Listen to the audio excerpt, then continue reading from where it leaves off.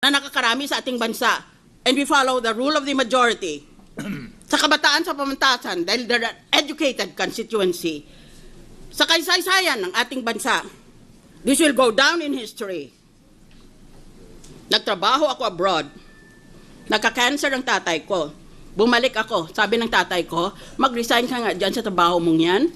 Wala kang silbi sa bayan mo. Magsilbi ka sa sarili mong kababayan. Nagsilbing na nga ako. Pero kung ang politika ay mangigibabaw sa batas, wala na rin akong silbi. Bayan, kayo ang maghatol sa ginagawa dito sa impeachment trial. What's your vote? Would you be very surprised if I say that I vote not guilty?